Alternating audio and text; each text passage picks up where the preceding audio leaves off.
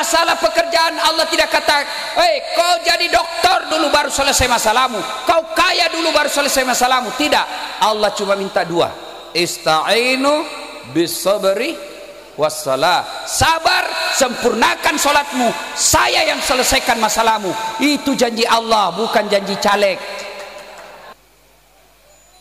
Mana ada keselamatan ketika orang tidak sholat? Bahkan Imam Syafi'i menghukuminya, memponisnya. Mereka yang tidak sholat, dianjurkan sholat tetap tidak sholat, disuruh bertobat tetap tidak mau sholat. Maka Imam Syafi'i mengatakan, kalau dia mati jangan kau sholati jenazahnya.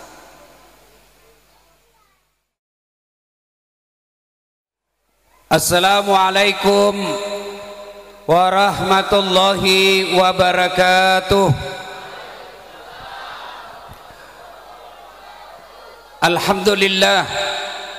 Alhamdulillahi rabbil alamin, wa bihi nasta'inu ala umurid dunya waddin.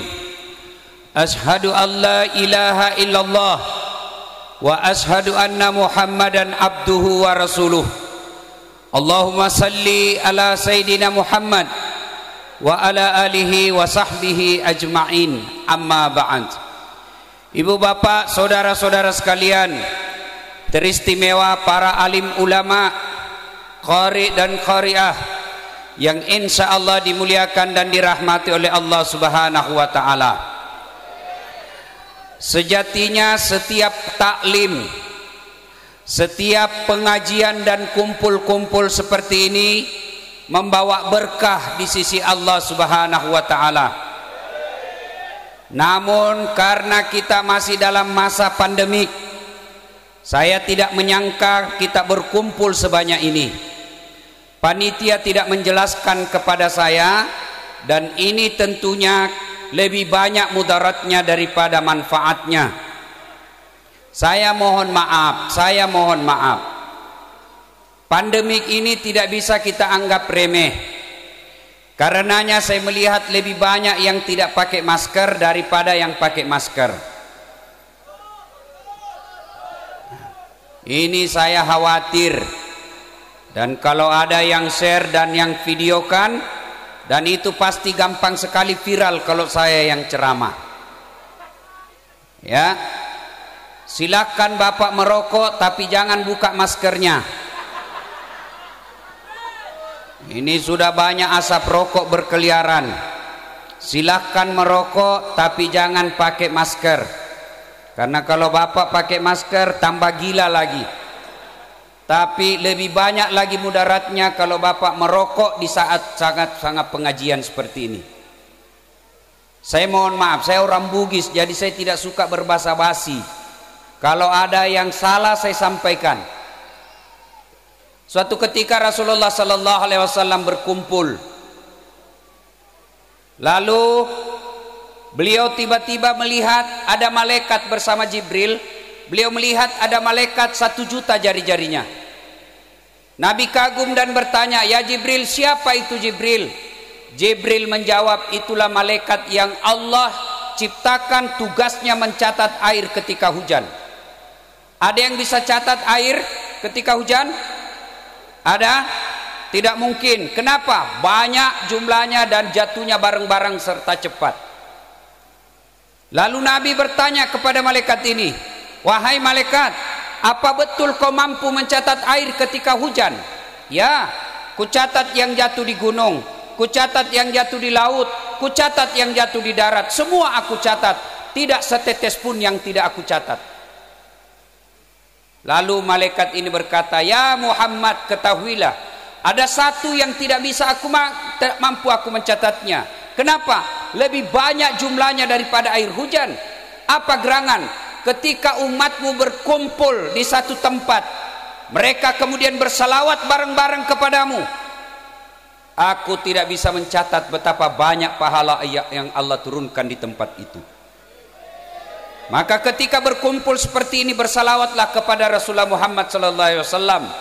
Kalau Bapak tidak bisa memperbanyak amal dengan tahajud, tidak bisa memperbanyak amal dengan bangun masjid, tidak bisa memperbanyak amal dengan puasa Senin Kamis, maka perbanyak amal ketika kumpul seperti ini, bersalawat kepada Rasulullah Muhammad sallallahu alaihi wasallam.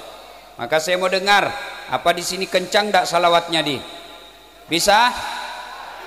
Tapi saya mau dengar dulu mana lebih kencang suaranya ibu-ibu dengan bapak-bapak. Dan ternyata di sini sudah gabung-gabung juga perempuan dengan laki-laki. Bisa? Bapak-bapak diam dulu, ibu-ibu dulu ya. Ayo salawat bareng-bareng. Ibu-ibu, yuk, bapak-bapaknya diam, ibu-ibunya salawat, yuk. Salatullah salam ala toha, salatullah salamullah habibillah. Itu suara perempuan, bukan kencang, tapi itu namanya sahdu. Nah, suara begitu yang kasih nafsu laki-laki. Makanya cewek kalau kau ditelepon cowok jangan mendayu-dayu. Assalamualaikum, waalaikumsalam. Lagi di mana dek? Di rumah aja kak. Bagaimana cowok mundak nafsu? Coba kalau tegas. Assalamualaikum, waalaikumsalam. Lagi di mana? Di rumah. Lagi ngapain? Apa kau tanya-tanya? Nah, berhentilah kau ditelepon itu besok. Nah, ibu-ibu diam, bapak-bapak kita dengar. Ayo dek, salawat bareng-bareng. Salatullah ala toha rasulillah, salamullah ala yasin. Alhamdulillah. Bapak ibu saudara-saudara sekalian, dalam Islam ada 2 tahun yang aneh-aneh namanya. 1 tahun gajah, tahun lahirnya Nabi. 2 tahun duka cita, tahun Isra-nya Nabi. Ada yang tahu tanggal berapa Nabi Isra? Tanggal 1 Ab, 5 Mei. Beleng-beleng. Mana? Isra-nya Nabi 27 Rajab. Saya waktu kecil cepat sekali saya tahu sejarahnya Isra dan Mi'raj. Kenapa? Ibu saya nyanyinya memperkenalkan itu. 27 Rajab Nabi Muhammad diisrakan dari Masjidil Haram ke Masjidil Aqsa. Itu lagunya ibu-ibu dulu. Dia tahu sejarahnya itu Isra Mi'raj. Kalau lagunya ibu-ibu sekarang apa? Putar ke kiri nona, putarlah ke kiri. Apa gunanya itu lagumu? Ya? Nah, Rajab itu tahun duka cita. Kenapa disebut tahun duka cita? Karena ada 2 orang sahabat yang paling dicintai Nabi dan mencintai Nabi meninggal pada tahun yang sama. Pertama, paman beliau meninggal. Tidaklah lama meninggal pula istri beliau. Maka beliau berduka ditinggal oleh 2 orang ini. Terutama ditinggal Khadijah. Begitu sedihnya Nabi ditinggal Khadijah, Nabi pernah bersabda, barang siapa seorang istri meninggal dunia lalu suaminya berduka terus mengenang kebaikannya, maka itu ciri-ciri wanita penghuni surga. Jadi kalau ada ibu-ibu nih yang lebih dulu nanti meninggal lalu suaminya berduka terus mengenang kebaikan ibu, maka ibu calon penghuni surga. Waduh, kenapa istri saya cepat sekali meninggal ya Allah, meskipun dia bau keteknya ya Allah, aku sangat mencintainya ya Allah, baik betul istri saya ini. Nah, itu ciri-ciri penghuni surga. Tapi kalau sebaliknya, begitu ibu meninggal suaminya masuk kamar berteriak merdeka. Nah, itu ciri-ciri penghuni neraka, tidak dicintai oleh Allah dan Rasulnya. Pada saat Nabi berduka itu turun perintah Allah, Jibril kau jemput kekasihku Muhammad, saya ingin menghiburnya. Kemana? Ke Taman Mini? Bukan. Ke Ancol? Bukan. Kemana? Langsung ketemu dengan Allah. Untuk apa? Menerima sholat. Saya tidak akan lama-lama, ini aja intinya. Inti Isra Mi'raj itu sholat. Betapa pentingnya sholat ini, Allah memerintahkannya, bukan menurunkan ayat. Allah perintah puasa, Jibril aja diperintah sampaikan kepada Muhammad wajib puasa melalui ayatnya. Allah perintahkan haji, ayat aja turun melalui Jibril, sampaikan pelaksanaan ibadah haji. Zakat diperintahkan, ayat aja turun, kau bayar zakatmu. Tapi ketika Allah perintah solat, tidak cukup ayat turun, tapi Allah mengundang Rasulullah untuk ketemu dengan Allah, menerima perintah ini. Kenapa? Ini perintah penting, tidak cukup dengan ayat. Maka kalau kita dalam berduka, kita ada masalah dalam rumah tangga. Ada enggak di sini Bapak Ibu yang tidak ada masalah dalam rumah tangganya? Ada? Bohong kalau dia bilang tidak ada. Mana ada orang tidak ada masalah rumah tangganya? Istri cantik kau pikir bukan masalah? Istri cantik digoda orang, masalah. Apalagi kalau suaminya jelek. Berarti bagus kalau jelek istri jelek dihina orang, masalah. Kita lagi malu jalan sama dia, duluan aja dek, nanti saya menyusul. Berarti bagus kalau tidak ada istri. Tidak ada istri juga masalah, kesepian. Berarti bagus kalau banyak istri, lebih masalah lagi. Woi, cepat kau datang Pak Ustadz, ini istri pertamamu bertengkar sama istri kedua di pasar. Masalah. Nih, muka-muka penuh masalah saya lihat semua ini. Ada rumah tangga romantis, kasih sayang cukup, tapi tidak punya rumah. Ada lagi punya rumah, mobil mewah, tapi suami istri saling selingkuh. Ada lagi romantis, rumah cukup, tapi tidak punya anak. Ada lagi romantis, rumah baik, punya anak, nakal lagi anaknya. Mana ada rumah tangga yang tidak ada masalahnya? Kau pikir orang kaya tidak ada masalahnya? Tanya itu orang kaya, banyak masalahnya. Tidak bisa tidur ngingat ini cicilannya. Semua orang punya masalah. Dari segi pekerjaan, berapa banyak kita sekarang di PHK? Semua orang punya masalah. Maka ketika masalah pada zaman Nabi yang disebut kita dengan tahun duka cita, Allah kasih hadiah menghadapi masalah itu. Apa? Solat. Ada masalah rumah tangga, Allah tidak katakan kau jadi anggota DPR dulu baru selesai masalahmu. Ada masalah pekerjaan, Allah tidak kata, kau jadi dokter dulu baru selesai masalahmu, kau kaya dulu baru selesai masalahmu. Tidak, Allah cuma minta dua, ista'inu bisabri wassalah. Sabar, sempurnakan solatmu, saya yang selesaikan masalahmu. Itu janji Allah, bukan janji caleg. Kalau caleg yang janji, Masya Allah, andai boleh kita dijanji sorga-sorga pun dijanjinya. Coba lihat kalau ada caleg, pilih saya, sama-sama kita orang Banten, ini kartu nama saya, ada masalahmu, telepon saya 24 jam. Begitu terpilih dia ganti nomor HP-nya. Ada begitu di sini? Ada? Banyak. Kau salah, kenapa kau pilih? Ayo, demi Allah, kalau tidak sholat tidak ada gunanya kau hadir di dunia.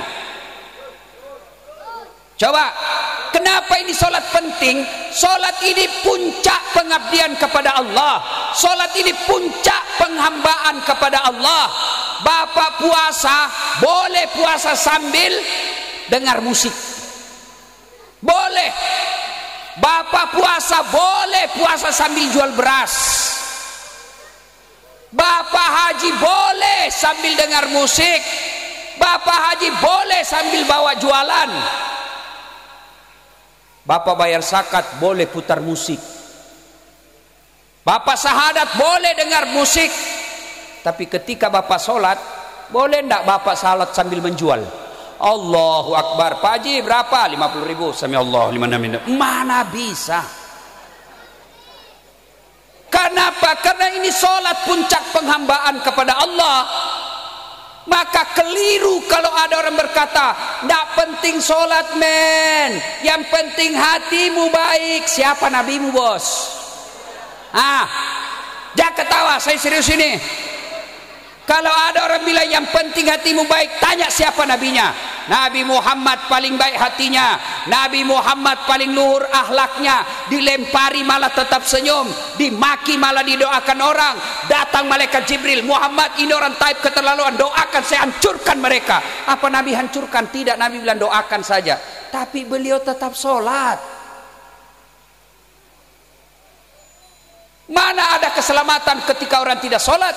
Bahkan Imam Syafi'i menghukuminya, memponisnya, mereka yang tidak sholat, dianjurkan sholat tetap tidak sholat, disuruh bertobat tetap tidak mau sholat. Maka Imam Syafi'i mengatakan kalau dia mati jangan kau sholati jenazahnya. Demi Allah, Bapak tidak ada gunanya Isra Mi'raj seperti ini kalau pulang tidak sholat. Ayo, ada yang malas sholat di sini? Ada? Tidak ada. Apa alasanmu tidak sholat? Ibu-ibu paling banyak alasannya tidak sholat kalau haid. Kenapa tidak sholat? Haid. 2 hari kemudian. Kenapa tidak sholat? Lagi mens. Kenapa tidak sholat? Datang bulan. Itu aja semua itu. Dia bilang suaminya biasanya kok cuma 5 hari haid. Ini sudah 7 hari tidak sholat. Apa kata istri? Belum bersih. Kau pergi sholat, masih ada sedikit-sedikit. Begitu suaminya bilang, bohong, apa bohong? Saya kasih lihat kau. Beleng-beleng.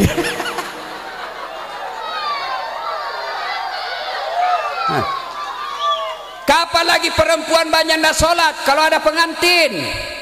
Kenapa bisa Ustaz? Gara-gara jilbab yang selalu saya istilahkan jilbab sakaratil maut. 3 lapis jilbabnya, kuning, biru, coklat, abu-abu. Oh, ada lagi dikasih miring di sini.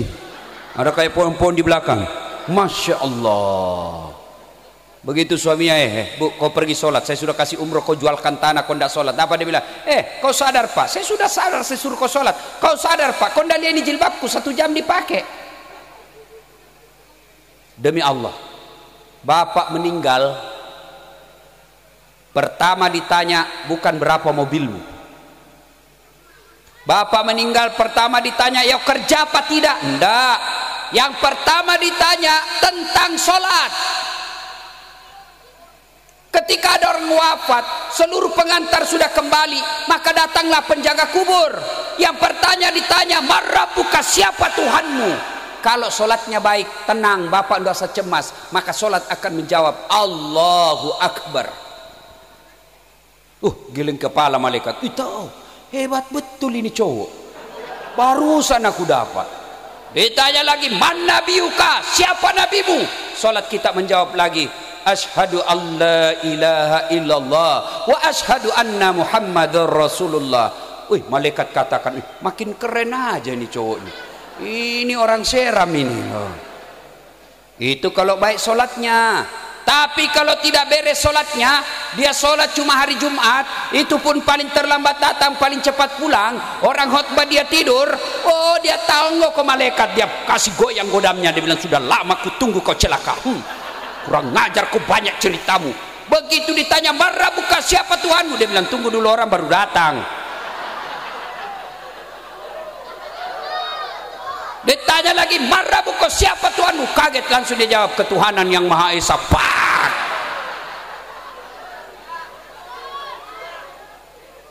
Saudaraku pernah merantau ke Jawa Timur, di sana tidak nyaman kerja, balik lagi ke kampung. Merantau ke Malaysia, Malaysia tidak nyaman, balik lagi ke kampung. Merantau ke Sulawesi, Sulawesi tidak nyaman, balik kampung. Merantau ke Kalimantan juga tidak nyaman, balik lagi ke kampung. Masih ada harapan bisa balik kampung. Bapak sebagai PNS, pegawai negeri, ditugaskan ke satu daerah, tidak nyaman, balik lagi kampung, pensiun, tidak ada urusan. Tapi demi Allah, kalau Bapak masuk kubur, senang tidak senang, kau tinggal di situ, tidak boleh kau balik. Benar. Dan orang yang tersiksa di alam kubur, kata Nabi, yang paling tersiksa al-mutakhawilu bis sholah, yang mereka menganggap enteng sholat. Suatu kali Nabi lagi duduk-duduk, tiba-tiba datang sahabat, ya Rasulullah, masalah di kampung saya. Kenapa? Si fulan wafat, tidak ada yang sholati. Dosa satu kampung itu. Kok bisa? Ya Rasulullah, ini si fulan yang wafat, moncong mulutnya berubah seperti moncong babi. Nabi kaget, Nabi pergi lihat, benar Pak, mulutnya seolah-olah moncong mulut babi.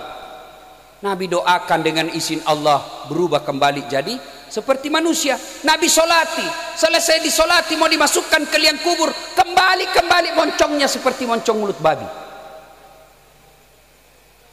Nabi katakan, ya sudah, makamkan aja dia. Selesai makamkan, ditanya, ini orang sholat enggak? Sholat ya Rasul, cuma hari Jumat saja, itu pun kadang-kala enggak. Hati-hati kau yang hari Jumat saja sholatmu. Hei, apa alasanmu tidak mau sholat? Kau ngomong sekarang. Saya sakit Ustaz. Ada kala sakitnya Nabi Ayub.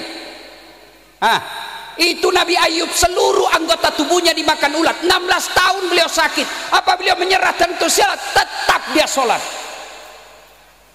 Kamu baru influenza. Kalau sakit gigimu ya sudah, kau sholat sakit gigi. Allah tahu kau lagi sakit gigimu. Apa lagi? Ustaz, dia cakep Ustaz, gagah Ustaz, artis. Ada kala gagah Nabi Yusuf. Itu Nabi Yusuf begitu gagahnya, di ibu-ibu tukang gosip disuruh ngiris bawang, kasih pisau tajam, suruh lewat Nabi Yusuf. Begitu gagahnya Yusuf, terpesona ibu-ibu yang ngiris bawang. Dia tidak sadar tangannya dia iris. Ada kira-kira orang gagah bisa mempesona sampai kita iris tangan tidak terasa? Jangankan terpesona iris bawang, ketek aja bau kita hilang rasa cakepnya. Yusuf alaihissalam cakep, tetap sujud beribadah kepada Allah. Ustaz, kuat Ustaz, olahragawan. Ada kala Nabi Musa. Itu Nabi Musa kalau dia kunci badannya tembus bulu-bulu di bajunya. Dia kunci lagi badannya, terlempar songkoknya. Kalau dia berkelahi belum sampai tinjunya sudah jatuh orang Pak 30 meter. Ada kala itu Nabi Yusuf. Nabi Musa, beliau tetap sujud beribadah kepada Allah. Dia hebat Ustaz, tinggi jabatannya. Tidak ada kala jabatannya Rasulullah penghulu para nabi, beliau tetap sholat. Kalau orang kaya tidak sholat, ada kala kaya Nabi Sulaiman. Tuh Nabi Sulaiman Pak, pekerangan rumahnya emas, kerikilnya emas. Ada di sini kerikil rumahnya emas. Paling kalau orang Bugis giginya dikasih emas. Beliau tetap sujud beribadah kepada Allah. Orang kaya tidak sholat, pejabat tidak sholat, artis tidak sholat. Orang masih bilang ya sudahlah, dia kaya, tinggi jabatannya, selebriti, semua orang Indonesia kenal. Orang masih maklum. Tapi kamu sudah jelek, pengangguran, busuk mulutnya, bau keteknya, tidak sholat lagi. Bele-bele. Nah ibu bapak saudara-saudara sekalian, sholatlah. Demi Allah, tidak ada orang sengsara hidupnya kalau baik sholatnya. Ada daeng becak, tukang becak Ustaz, tukang rental apa ojek Ustaz. Kalau dia baik sholatnya, kalau bukan dia yang sejahtera, anaknya yang angkat derajatnya nanti. Dia tukang cuci Ustaz, ngontrak kasihan. Tapi kalau dia tekun pelihara sholat, anaknya yang angkat derajatnya orang tuanya nanti. Tapi kalau di tukang cuci, pembantu rumah tangga, sopir, tidak sholat, sampai cucu-cucunya juga nanti menderita. Maka saudaraku, kalau kalian mau hilang duka citamu, kalau hilang masalahmu dalam hidup, perbaiki sholatmu. Inilah hikmahnya Isra Mi'raj. Nabi duka, Nabi sedih, dikasih hadiah. Hadiahnya bukan puasa, hadiahnya bukan haji, hadiahnya apa? Sholat. Maka memperbaiki hidup ini, menghilangkan duka dan cita kita adalah sholat. Insya Allah, kalau Bapak Ibu sholat, ada hikmah dari pengajian ini. Mudah-mudahan kehadiran kita ada manfaat. Insya Allah lain waktu dan kesempatan kita akan lanjutkan. Mohon maaf kita tidak boleh lama berkumpul Pak. Saya ini sudah terlanjur dikenal sama orang, kalau banyak pengajian saya tidak mau datang. Saya sudah bicara sama panitia, tolong batasi jumlah, tolong jaga jarak. Ini sudah tidak ada jaga jarak ini Pak. Jangankan jaga jarak 1 meter, mau cowok cewek aja di situ ada, saya lihat nonton sama cowoknya. Nah bilang pacaran syar'i Ustaz, pret. Apa kok pacaran syar'i pergi pengajian? Tidak boleh. Itu sudah campur-campur. Mudah-mudahan Allah melindungi kita dari musibah yang membahayakan ini. Saya alhamdulillah sudah vaksin, Pak. Dan saya senang setelah vaksin. Ternyata setelah saya vaksin ini, Pak, keberanian saya sama istri makin menjadi-jadi. Jadi kalau ada bapak yang takut sama istrinya, segera vaksin. Ya, kalau sudah ada panggilan untuk vaksin, silakan datang vaksin. Vaksin ini adalah ikhtiar. Vaksin ini adalah upaya, bagian daripada usaha atau ikhtiar kita. Ini bangsa Indonesia memang paling sulit diurus. Ketika belum ada vaksin, kita teriak, mana vaksin? Kita desak pemerintah supaya ada vaksin. Begitu sudah ada vaksin, kita teriak lagi, ini palsu. Sudah dinyatakan asli oleh BP POM, kita bilang lagi, tidak halal. Sudah dinyatakan halal sama MUI, kita lagi bilang, minta presiden dulu yang disuntik. Sudah disuntik Jokowi, kita lagi bilang, tidak masuk jarumnya. Sudah diperlihatkan bahwa masuk jarumnya, dia bilang lain cairannya. Sudah terbukti lagi cairannya vaksin, dia bilang pencitraan. Ini bangsa Indonesia betul-betul susah diurusnya, Pak. Maka saudaraku, vaksin. Kalau ada yang bilang ini tidak akurat, Ustadz, ini tidak, masih ada kesalahan-kesalahan. Kalau kesalahan-kesalahan masih ada dalam vaksin itu, itulah kesempurnaan manusia. Karena hanya ciptaan dan buatan Allah yang maha sempurna. Bukan vaksin yang membuat kita mati, tapi ajal. Tiba ajal biar tidak vaksin mati. Tiba ajal biar vaksin mati. Lalu kenapa kita vaksin? Supaya kita terhindar dari penyakit. Kenapa kalau kita sehat? Kalau kita sehat, ibadah kita sempurna. Coba lihat, gara-gara vaksin, gara-gara virus ini, sholat kita sudah jaga jarak. Alhamdulillah sekarang sudah boleh berjamaah. Mudah-mudahan nanti kalau kita sudah vaksin semua, Ramadan masuk, kita sudah boleh tarawih. Kita sudah rindu mau ke Baitullah untuk umroh. Tapi selama kita masih ada pandemik ini, kita tidak bisa pergi lagi ke umroh, tidak bisa lagi sholat jamaah dengan rapat, tidak bisa lagi kita buat tabligh akbar yang menghadirkan satu kampung. Maka supaya kita segera bangkit dan hilang COVID ini, maka mari sambut vaksin itu. Segeralah kita vaksin, dan alhamdulillah vaksin ini gratis alias tidak dibayar. Nah, ibu bapak saudara-saudara sekalian, pada akhirnya kalau ingin menghilangkan duka cita, ingin berdialog dengan Allah, maka gunakan sholat 5 waktu. Demikian, lebih dan kurangnya mohon dimaafkan. Kenapa ibu? Lanjut. Memangnya saya pilkada. Lanjut 2 periode, bukan pilkada ini.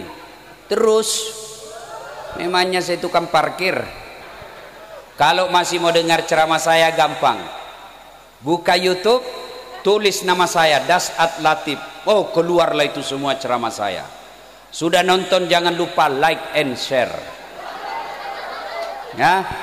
Nah, demikian, mudah-mudahan ada manfaat. Mohon maaf, saya janji kepada panitia, insya Allah kalau pandemik sudah berlalu, kita akan datang lagi dengan acara yang lebih meriah, insya Allah. Demikian, lebih dan kurangnya mohon dimaafkan. Nun wal kalami masrun billahi fi sabilil haq fastabiqul khairat. Assalamualaikum warahmatullahi wabarakatuh.